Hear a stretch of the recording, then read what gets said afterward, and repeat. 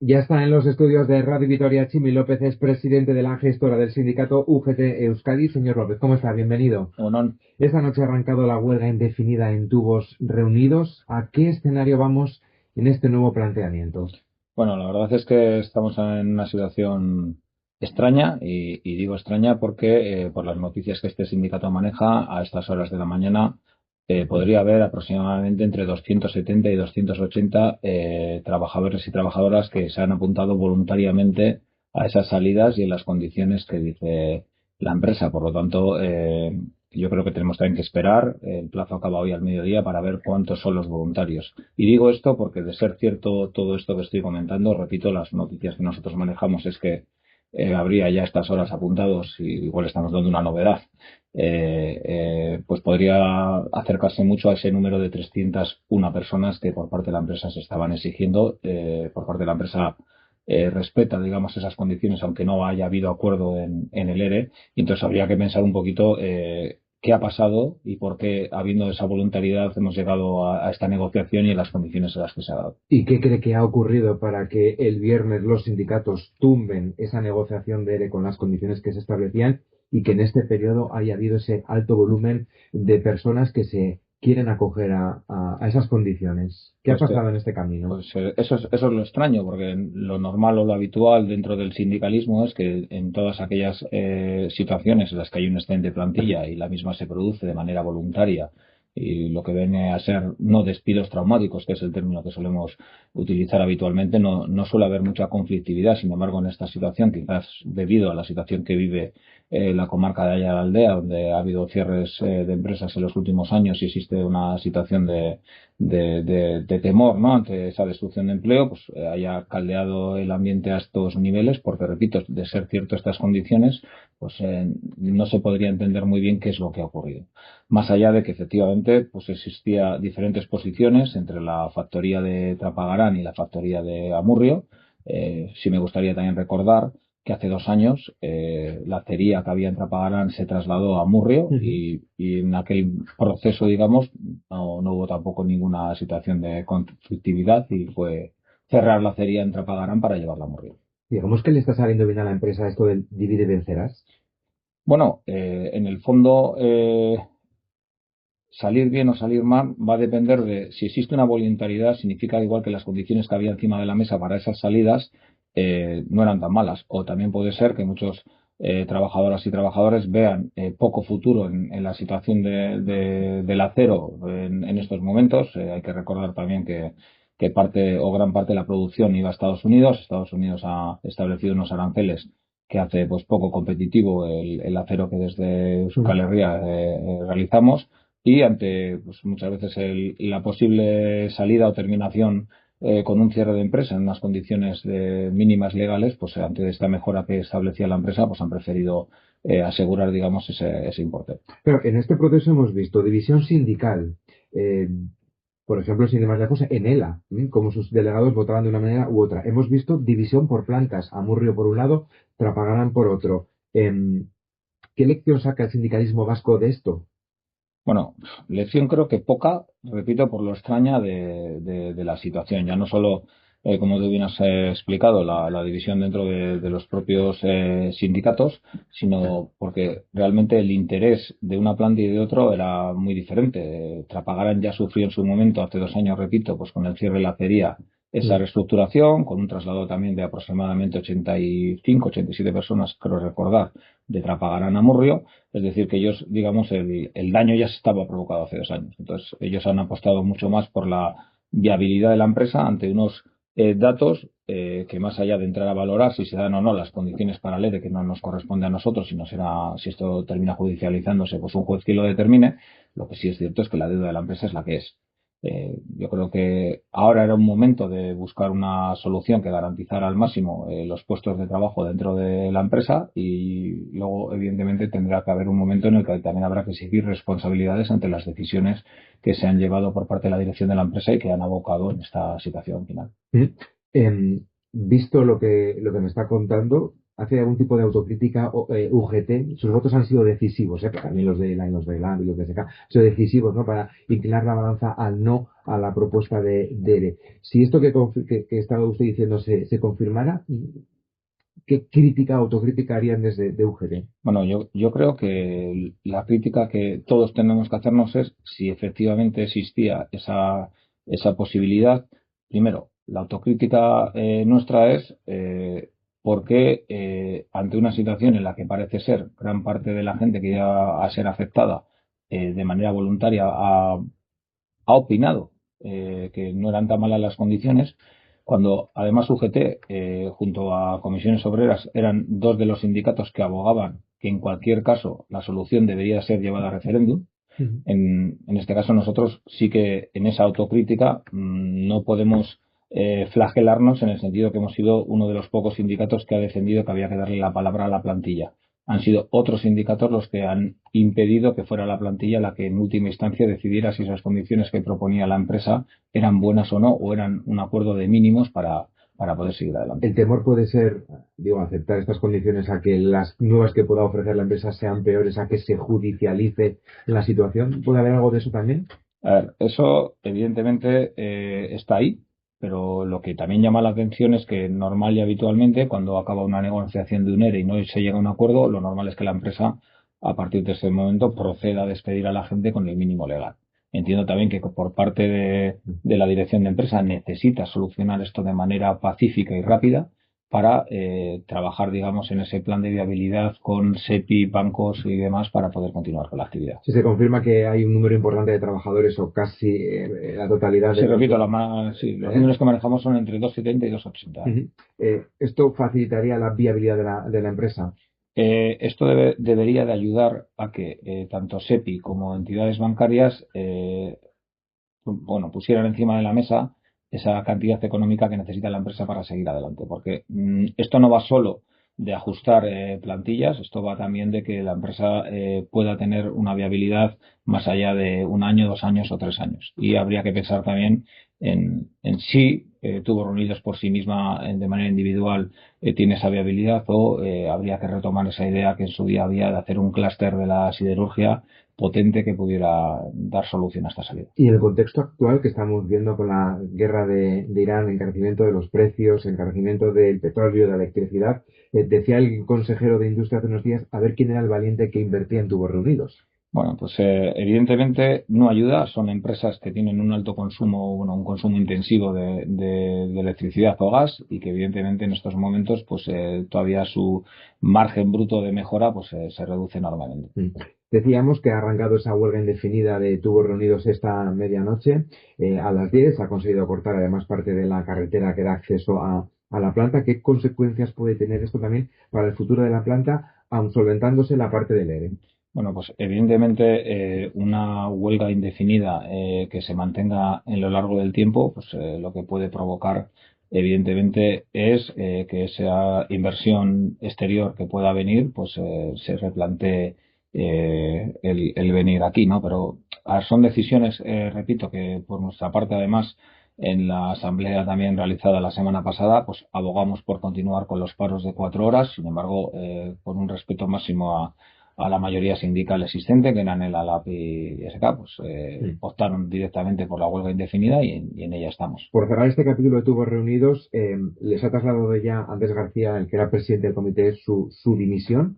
Han entendido sus explicaciones porque han sido unas negociaciones duras y él lo achacaba también a parte de la presión que ha podido sentir. Bueno, en el caso de Andrés hay que ser claros y sinceros. Andrés dimite porque el resto del comité de empresa le exige que dimita porque entiende que no está trasladando de manera adecuada a los medios de comunicación y al exterior cuál es el sentir de la mayoría del comité de empresa. Y él, por responsabilidad y por ser consecuente con lo que piensa, pues lo que hace es dimitir.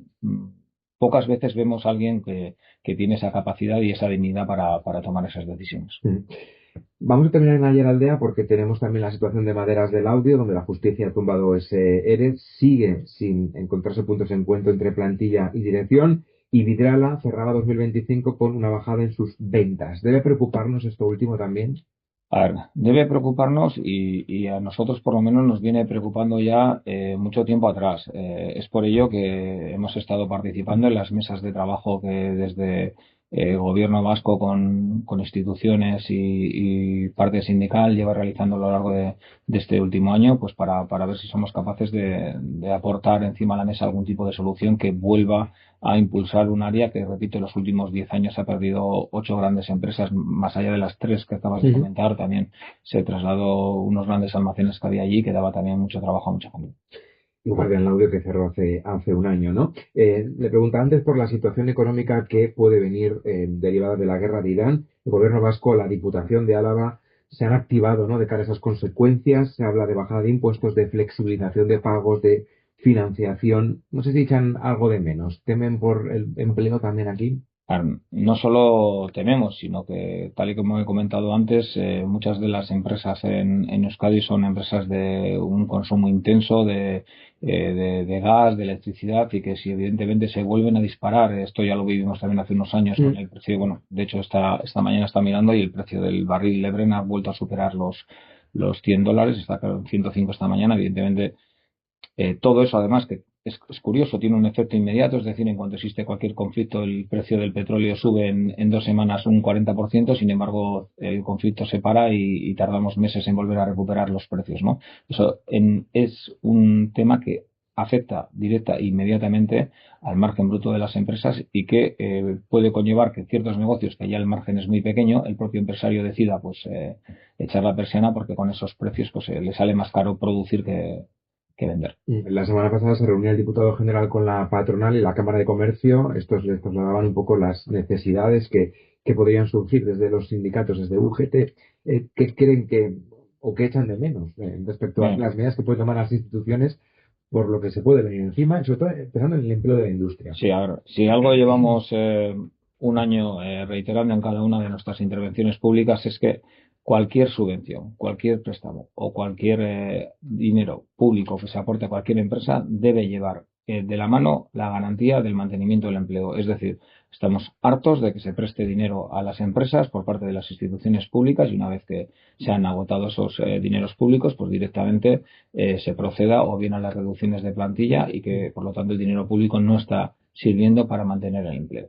Creo que eso tiene que ser un criterio básico en cada una de las situaciones. Le quiero preguntar por el convenio del metal, porque se han iniciado las negociaciones aquí en Araba. En la semana pasada, el AILAB consideraba la propuesta de SEADE regresiva. Para UGT, ¿qué le parece esa propuesta que hace la patronal? Pues has utilizado el mismo término que en nuestro comunicado que hemos hecho público la semana pasada. Pues también hablamos de efectivamente una regresión en la que la patronal viene a reducir los derechos de los trabajadores, y entendemos que ese propuesta por parte de la empresa pone muy difícil poder continuar con una negociación. Hace una semana, en ese mismo lugar en el que está usted sentado, estuvo el director general de la patronal. Nos decía que los sindicatos no estaban haciendo un diagnóstico, digamos, realista, ¿no?, de cuál es la situación ahora mismo del sector del metal, teniendo en cuenta, bueno, pues la crisis energética que se avecina por la guerra de Irán. Es momento de grandes subidas salariales, de jornadas anuales más reducidas.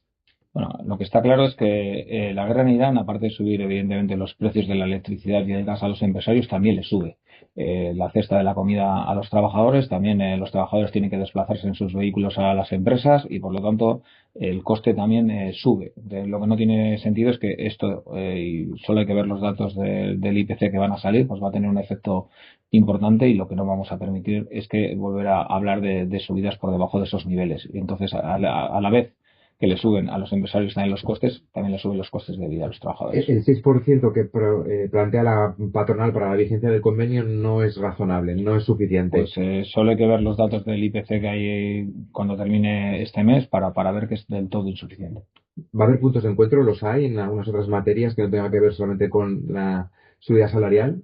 Bueno, desde luego con la propuesta que ha traído la patronal vemos muy difícil llegar a acuerdos, porque lejos de mantener el resto del contenido del convenio, pues ha venido desde luego con el bisturí para intentar reducir derechos en muchos puntos. ¿Qué otros convenios quedan por actualizar? ¿En qué empresas están ahora mismo negociando? Bueno, evidentemente aquí hay empresas potentes que tienen su propio convenio. Pues vamos a ver, Aquí una empresa que es la más importante que hay en Euskadi, el sector del automóvil, Mercedes, que han anunciado. Evidentemente, el convenio del metal para esas grandes empresas que tienen esto es un poco también un punto de visión. Es decir, si ahí se consiguen unas buenas mejoras, normalmente se mantienen unos márgenes, ¿no? Si estoy un 30 o un 35% por encima del convenio del metal, cuanto más suba el convenio del metal, también afecta a estas grandes empresas. Pero en verdad el convenio del metal afecta sobre todo a esa pequeña y mediana empresa en Vitoria y por lo tanto por eso da ahí la importancia. ¿En otros convenios que estén ahora mismo negociando, que tengan encima de la mesa? Pues ahora mismo convenios importantes no tenemos ninguno, estamos centrados sobre todo en el convenio del metal y lo otro, además de convenios, hay otro término jurídico que es el de pacto de empresas, son aquellos acuerdos, digamos, que mejoran solo algunos puntos sobre el convenio del metal y en eso sí hay en muchas empresas convenios como tales, ya no hay tantos. Y va a ser año de elecciones en Mercedes y Michelin, en la planta de Ali en Mercedes, son ustedes la segunda fuerza. ¿Cree que UGT puede volver a aspirar a tener esa mayoría sindical? Bueno, espero que sí, sobre todo porque es curioso que cuando UGT lideraba el comité de empresa en Mercedes Vitoria, todos los esfuerzos que hacíamos por acordar con la empresa en materias como la bolsa horaria y demás, pues nos tildaban de locos, de vendidos y demás. Oye, y es curioso que ha llegado otra mayoría sindical ahora al comité de empresa y no ha llegado a pactar lo que pactaba UGT, sino que incluso ha incrementado la bolsa horaria, es decir, ha hecho todo lo que venía criticando a UGT.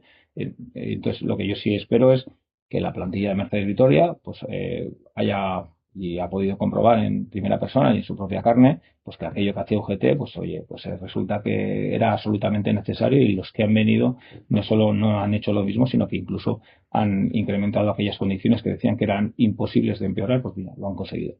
Con esas elecciones se llegará también a la negociación del convenio. ¿Hay que tocar la novena hora?